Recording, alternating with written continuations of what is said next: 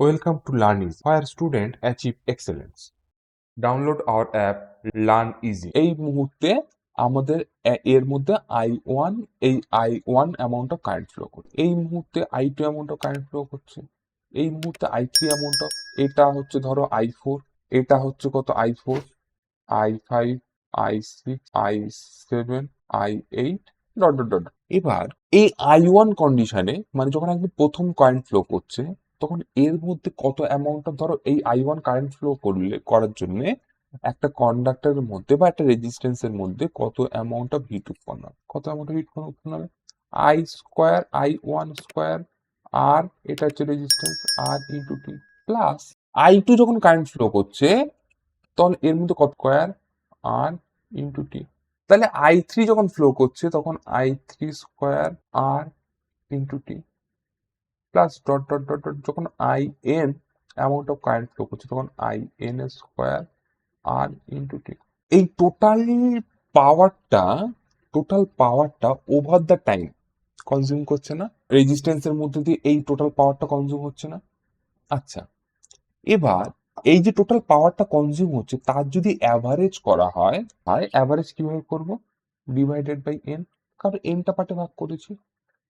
এইটাকে যদি রুট করা হয় এটাকে বলা হচ্ছে আরএমএস। আচ্ছা, এটা জিনিস ভালো করে দেখো, এই আই স্কোয়ার আর এটাকে যদি যদি একটুখানি ভেঙে লিখি, I1 square R plus I2 square R plus I3 square into R plus dot dot dot plus হচ্ছে IN স্কোয়ার ইন্টু আর, টোটালটাই ইন্টু টি ডিভাইডেড বাই হচ্ছে এন। তাহলে R M S eight is equal to প্রথম একদম initially power absorption I square R কি power, তো power absorb by the resistance বা power dissipate as a heat হিসেবে by the resistance বা power consume by the resistance first condition, I2 square R power consumed by the resistance in the second condition, I3 square divided by power consumed by the third condition dot dot dot n।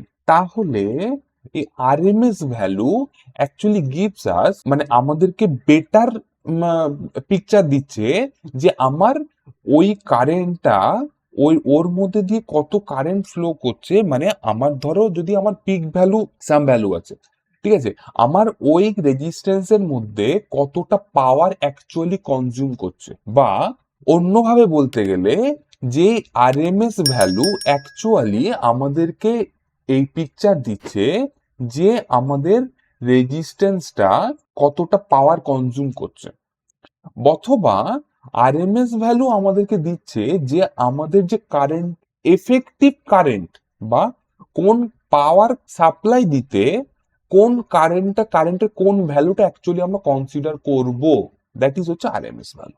ঠিক আছে, download hour app learn easy.